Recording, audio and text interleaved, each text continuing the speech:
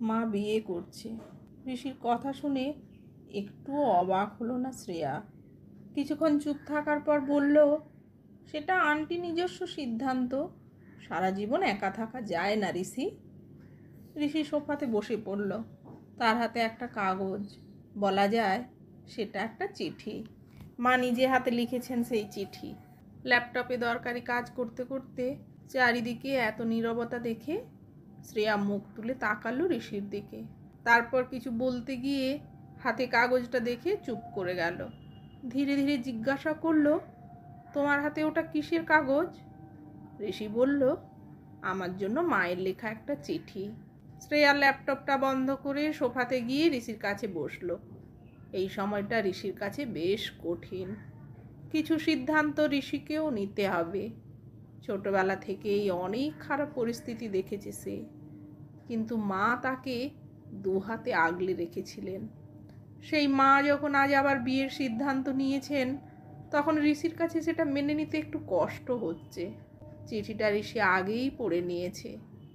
শ্রেয়া চিঠিটা হাতে নিয়ে পড়া শুরু করলো। আমার প্রিয় বন্ধু ঋষি, অবাক হলি? আসলে কোনো দিন সেভাবে তোকে বলা হয়নি। তুই শুধু আমার সন্তান না, তুই আমার প্রিয় বন্ধু। সারাটা জীবন অনেক মানুষকে জবাবদিহি দিতে হয়েছে, একমাত্র তুই আমাকে কোনো প্রশ্ন করিসনি, আমাকে বুঝেছিস। আমি জানি আমি বিয়ে করছি শুনে তোর একটু তো ধাক্কা লাগবেই, কিন্তু আমি নিরুপায়। যে মনের দরজা আমি এতদিন বন্ধ রেখেছিলাম, তা হঠাৎ দমকা বাতাস এসে খুলে দিয়েছে। তোর বাবার সাথে আমি কোনো দিন সুখী হইনি। যতদিন ছিলাম একসাথে, অশান্তি ছাড়া আর কিছুই ছিল না। তোর বাবার ওপর অনেক রাগ তোর, তবে আজ কিছু কথা তোকে জানতে হবে। এতটা অবধি পড়ে শ্রেয়া বলল, আমি কি বাকিটা পড়তে পারি? ঋষি হ্যাঁ সূচক মাথা নাড়ল। শ্রেয়া চিঠির বাকি অংশটা পড়তে পড়তে ঋষির মা রাজন্যা দেবীর অতীত জীবনে যেন প্রবেশ করল। রাজন্যা, শুনছেন? এই বইটা সেদিন আপনি খুঁজছিলেন? রাজন্যা একটু অবাক হয়ে বলল, হ্যাঁ, এটাই তো খুঁজছিলাম, কিন্তু আপনি জানলেন কি করে? নিলয় একটু আমতা আমতা করে বলল, ও সে আমি জেনেছি কারুর কাছে। আপনার দরকার ছিল, আপনি পেয়ে গেছেন, এবার মন দিয়ে বইটা পড়বেন। রাজন্যা কিছু বলার আগেই নিলয় বইটা হাতে দিয়ে চলে গেল। একবার পেছন ফিরে বলল, শুনুন, বইয়ের প্রতিটি পাতা ভালো করে পড়বেন। বইটি নিলয়ের লেখা দ্বিতীয় কাব্যগ্রন্থ। রাজন্যা মুচকি হাসল। এই কদিন কলেজে নিলয় একটু বেশি কাছে কাছে থাকে রাজন্যার। তারও অবশ্য ভালো লাগে। এমন কবি মানুষের পাত্তা পাওয়া যে ভাগ্যের ব্যাপার। কলেজে সব মেয়েরা যে তার জন্য পাগল। সেও যে মনে মনে নিলয়কে ভালোবেসে ফেলেছে। বইটি বাড়িতে নিয়ে এসে জানালার ধারে বসে পড়তে শুরু করলো। বইটি খুলতেই রাজন্যার মনে দক্ষিণা বাতাস বয়ে গেল। উৎসর্গপত্রে পেনে করে লেখা, রাজন্যার জন্যে। সময় পেলেই বইটি হাতে নিয়ে বসে পড়তো রাজন্যা। অবশ্যই এর বড় একটা কারণ হলো, বইয়ের কিছু কিছু জায়গায় রাজন্যাকে উদ্দেশ্য করে পেনে করে কিছু লেখা। পড়তে পড়তে একদম শেষের পাতায় এসে হাজির হলো। গল্প শেষে লেখা আছে, আপনি কি আমার জীবনের নায়িকা হবেন? রাজন্যা বুকে জড়িয়ে নিল বইটি।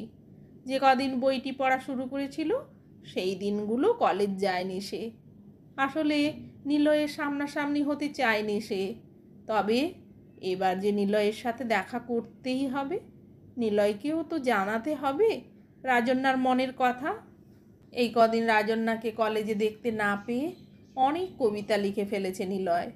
মনে মনে ভেবেছিল রাজন্যা যদি তার প্রস্তাবে রাজি নাও হয়, তবু এই কবিতাগুলো সে রাজন্যাকে দেবে। মাথা নামিয়ে কথাগুলো ভাবছে নিলয়। হঠাৎ এক পরিচিত গন্ধ পেল সে। এই গন্ধ অনেক চেনা তার কাছে। এই গন্ধের টানেই ছুটে গেছে বারবার তার কাছে। মুখ তুলে তাকিয়ে দেখল নিলয়, রাজন্যা সামনেই দাঁড়িয়ে আছে। তারপর রাজন্যা বইটা দিয়ে বলল, এই নিন আপনার বই, আমি ভালো করে পড়ে নিয়েছি। কারোর বই নিজের কাছে রাখতে নেই, এতে ঋণ বাড়ে, তাই ফেরত দিলাম। ভালো করে দেখে নেবেন কিন্তু, বইয়ে কোনো পাতা আমি নষ্ট করিনি। বইটি দিয়ে চলে গেল রাজন্যা।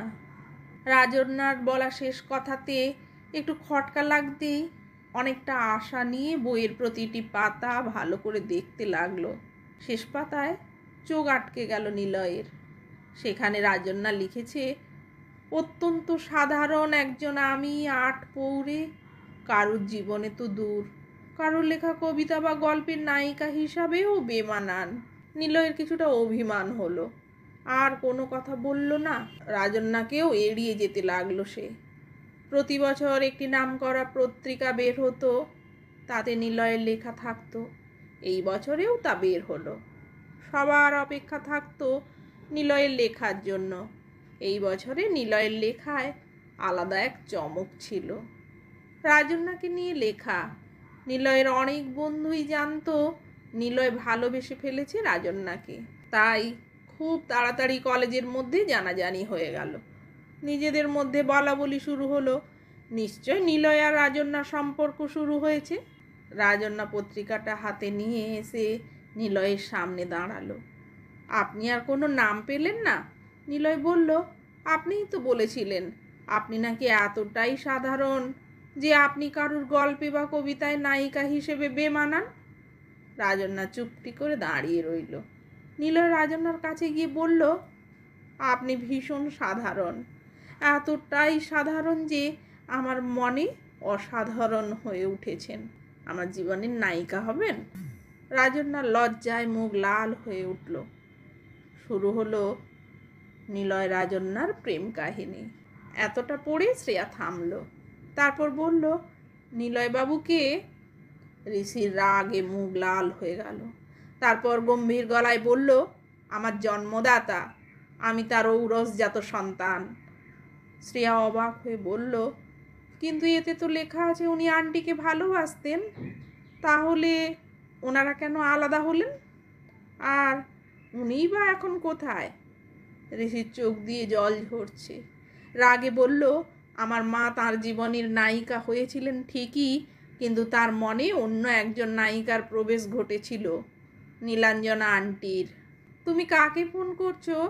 নীলাঞ্জনা আন্টিকে। তোমার কাছে তার ফোন নাম্বার আছে? যিনি আমার মায়ের জীবন নষ্ট করে দিলেন, আমাদের সাজানো ঘর তছনছ করে দিলেন, তার নাম্বার আমি ঠিক জোগাড় করে রেখেছি এই সময়টার জন্য। কি বলবে তুমি তাকে? ফোনটা কিছুক্ষণ রিং হবার পর নীলাঞ্জনা দেবী ধরতেই ঋষি বলল, হ্যালো আন্টি, আমি ঋষি। নামটা নিশ্চয়ই চেনা লাগছে। আমার আরও একটা পরিচয় হলো, আমি লেখক নিলয় রায়ের ছেলে। আমার মা রাজন্যা দেবীর আগামী রবিবার বিয়ে। এরকম ভালো একটা দিনে আপনি এবং আপনার স্বামী অবশ্যই আসবেন। আসলে আমার তো আর নিজের কেউ নেই। ছোটবেলা থেকে আপনার নামটা আমি ভীষণ শুনেছি আমার পরিবারের সকলের মুখে। অবশ্যই আসবেন কিন্তু। ফোনটা রেখে ব্যালকনিতে চলে গেল ঋষি। শ্রেয়া এসে ঋষির হাতটা ধরে বলল, একবার তোমার বাবাকে ফোন করবে না? ঋষি ঘাড় নেড়ে না জানালো। কিছুক্ষণ চুপ করে দাঁড়িয়ে রইল দুজনে। চারিদিকে অন্ধকার আরও গাঢ় হলো। কিছুক্ষণ ঋষির একা থাকাই ভালো, তাই শ্রেয়া রুমে এসে চিঠিটা নিয়ে আবার পড়া শুরু করলো। দেখ নিলয়, আমরা যে মেয়ের সাথে তোর বিয়ে ঠিক করেছি তাকেই তোকে বিয়ে করতে হবে। রাজন্যাকে তুই ভুলে যা। তা হয় না মা, আমি রাজন্যাকে ভালোবাসি। তার মানে তুই আমাদের কথা শুনবি না? এতদিন যা বলেছ সবই শুনেছি।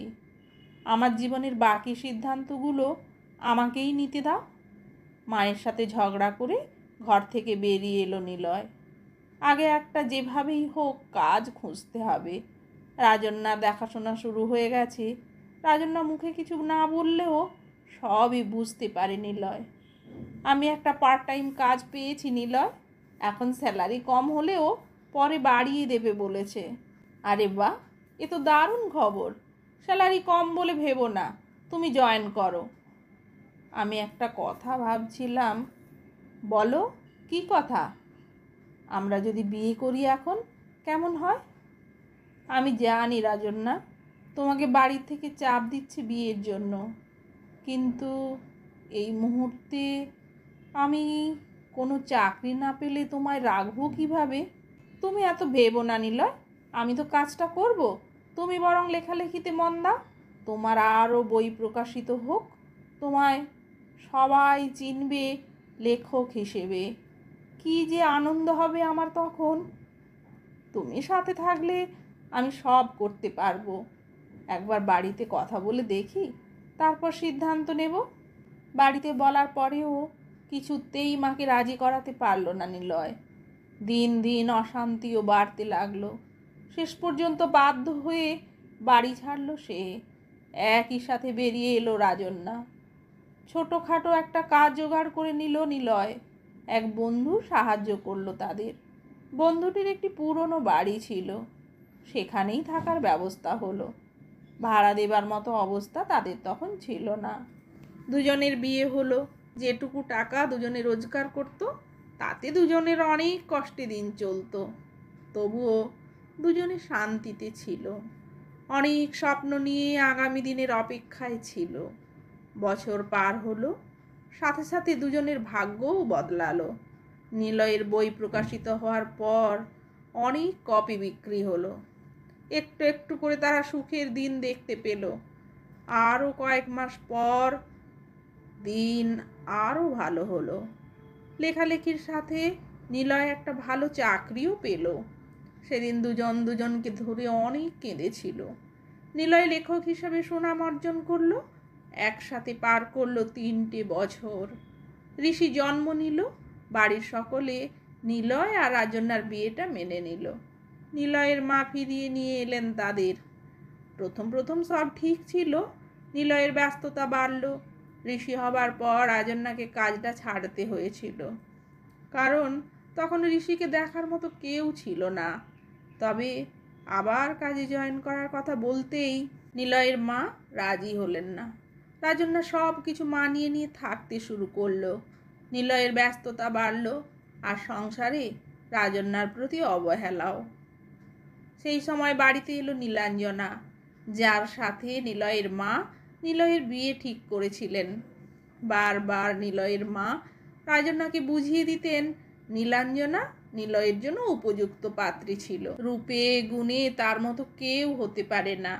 রাজন্যা জানতো নিলয়ের মা তাকে খুব একটা পছন্দ করেন না, তাও সে চেষ্টা করত সবাইকে নিয়ে সুখে থাকার। কয়েকবার নিলয়কে বলেছিল তার মায়ের ব্যবহারের কথা। নিলয় বিরক্ত হয়ে বলেছিল, এসব তোমাদের মেয়েদের ব্যাপার, নিজেরা মিটমাট করে নাও, আমাকে বলতে এসো না। এরপর ধীরে ধীরে নীলাঞ্জনার এই বাড়িতে আসা বাড়তে লাগলো, আর ততটাই সংসারে অশান্তিও বাড়তে লাগলো। নিলয়ের মা চেয়েছিলেন নিলয়ের জীবন থেকে রাজন্যাকে সরাতে, তাই তিনি যথাসাধ্য চেষ্টা করতেন। মাঝে মধ্যে রাজন্যার ব্যাপারে মিথ্যে কথা বলতেন নিলয়কে। মাকে সে বিশ্বাস করত, তাই রাজন্যার সাথে এই নিয়ে দূরত্ব বাড়তে লাগলো। সেই সুযোগটা কাজে লাগালো নীলাঞ্জনা। ঋষি তখন 5 বছরের। বলতে গেলে দাঁতে দাঁত চেপে পড়েছিল ওই বাড়িতে রাজন্যা, শুধুমাত্র সংসারটা বাঁচানোর জন্য। এইদিকে সংসারে অশান্তির জন্য নিলয় আর রাজন্যার দূরত্ব বাড়তে লাগলো। রাজন্যা অভিযোগ করা ছেড়ে দিল, চুপ হয়ে গেল। নিলয়ের জীবনে নীলাঞ্জনা প্রবেশ করলো। সংসারের অশান্তি থেকে একটু শান্তি খুঁজতে নিলয় নীলাঞ্জনার সাথে কথা বলতে শুরু করলো। ধীরে ধীরে নীলাঞ্জনাও কেমন যেন একটা মোহের জালে জড়িয়ে নিল নিলয়কে। নিলয় নীলাঞ্জনার কাছে পেত মানসিক শান্তি, তাই বারবার ছুটে যেত তার কাছে। সেই সুযোগটাই কাজে লাগালো নীলাঞ্জনা। রাজন্যা সবটা জেনেও চুপ ছিল, কিন্তু ধৈর্যের বাঁধ ভাঙল সেদিন, যেদিন জানতে পারল লেখালেখির জন্য পুরস্কার পেয়েছে নিলয়। অথচ সে কিছুই জানে না, কিন্তু পুরস্কার আনতে যাওয়ার সময় সাথে ছিল নীলাঞ্জনা। সেদিনই রাতে রাজন্যা শান্ত গলায় বলেছিল নিলয়কে, আমি তো তোমার জীবনে নায়িকা হতে চেয়েছিলাম, যেমনটা তুমি বলেছিলে। তাহলে আজ আমার জায়গাটা নীলাঞ্জনার কেন হয়ে যাচ্ছে? আমি তো সব ছেড়ে তোমার হাত ধরেছিলাম, সুখে দুঃখে সাথে ছিলাম। তাহলে তোমার জীবনে সেই অসাধারণ নারীটি আজ কেন হঠাৎ তোমার কাছে তুচ্ছ হয়ে গেল? নিলয় বিরক্তির সুরে বলেছিল, এত ঘ্যান ঘ্যান করো না তো, ভালো লাগে না। সেদিন বুঝে গিয়েছিল রাজন্যা তার প্রয়োজন ফুরিয়েছে। কাউকে কিচ্ছু না জানিয়ে ছেলেকে নিয়ে বেরিয়ে গেল। যে বাড়ি ছেড়ে একদিন নিলয়ের হাত ধরেছিল সেই বাড়িতে আবার পা রাখল। বাবা মা তাকে বুকে জড়িয়ে নিলেন। নিলয় অবশ্য পরে নিজের ভুল বুঝতে পেরে রাজন্যাকে আনতে গেল, স্বীকার করল সে সাময়িক মোহতে জড়িয়ে গিয়েছিল। আসলে বাড়ির এই অশান্তির জন্য তাদের দূরত্ব বেড়েছিল। ফুলের মতো নরম রাজন্যা তখন পাথরে পরিণত হয়েছে। বারবার ফিরিয়ে দিয়েছে নিলয়কে। নিজে আবার কাজে ফিরল রাজন্যা, পায়ের তলায় মাটি শক্ত করল, ছেলেকে নিয়ে থাকা শুরু করলো। নিলয়ের সাথে সব যোগাযোগ বিচ্ছিন্ন করে দিল, কিন্তু নিলয় তার চেষ্টা থামায়নি, বারবার ফিরিয়ে আনার চেষ্টা করলো। ঋষি বড় হলো, রাজন্যা সব সময় চেষ্টা করেছে এসব অশান্তি থেকে ছেলেকে দূরে রাখার। চিঠির শেষ অংশে থামলো শ্রেয়া, কিছুক্ষণ চুপ করে রইল। ঋষি এসে পাশে বসলো। শ্রেয়া বলল, আমি যাব তো আন্টির বিয়েতে? ঋষি বলল, নিশ্চয়ই যাবে। চারিদিক ফুল দিয়ে সাজানো জায়গাটা, গুটি কয়েক মানুষ, তাদের সবাইকেই মোটামুটি ঋষি চেনে। মায়ের কলেজের বন্ধু বান্ধবী। শ্রেয়া একবার ঋষির হাতটা ধরে বলল, তুমি কি কিছু জানো আন্টি কাকে বিয়ে করছেন? ঋষি বলল, দেখতে পাবো, আগে মা কোথায় আছে দেখি। রুমের মধ্যে ঢুকতেই ঋষির চোখ আটকে গেল মাকে দেখে। কতদিন পর মা এমন সুন্দর করে সেজেছেন। লাল পাড়, সাদা রঙের বেনারসি, কপালে অল্প চন্দনের কলকা। ঋষি আর শ্রেয়াকে দেখে তিনি বললেন, দেখ তো আমাকে নায়িকা নায়িকা লাগছে কিনা। শ্রেয়া কাছে গিয়ে বলল, তোমাকে ভীষণ সুন্দরী লাগছে, আমি তো চোখ ফেরাতেই পারছি না। ঋষি একবার নরম সুরে বলল, তুমি ভেবে চিনতে সব করছো তো? রাজন্যা দেবী আয়নায় আরও একবার নিজেকে দেখতে দেখতে বললেন, মেয়ে মানুষ বোধহয় ভালোবাসার কাঙাল হয়, তাই যখন কাউকে ভালোবাসে তার ভুলগুলো সব। ঋষি থামিয়ে বলল, আমি নিলয় বসুকে কখনো ক্ষমা করতে পারবো না। পেছন থেকে নিলয়বাবু বললেন, আমি জানি ঋষি, আমি অনেক অন্যায় করেছি তোমাদের সাথে, আমাকে ক্ষমা করা যায় না? শুধু বাবা হিসেবে একটা অনুরোধ আছে আমার, আমাকে দাহ করার সময় তুমি থেকো। ঋষি তাকিয়ে আছে তার বাবার দিকে, মনে মনে ভাবল কিছু একটা ব্যাপার তার থেকে লুকোনো হচ্ছে। তাই মায়ের দিকে তাকাতেই দেখলো মায়ের চোখে জল। রাজন্যা দেবী বললেন, তোর বাবা ক্যান্সারের লাস্ট স্টেজে আছে। এই মানুষটার উপর আমার অনেক রাগ, কিন্তু যার মৃত্যুর দিন নির্ধারিত হয়ে গেছে তার উপর রাগ করে আর কিভাবে থাকবো? আমার আর তাকে ফিরিয়ে দেওয়ার ক্ষমতা নেই।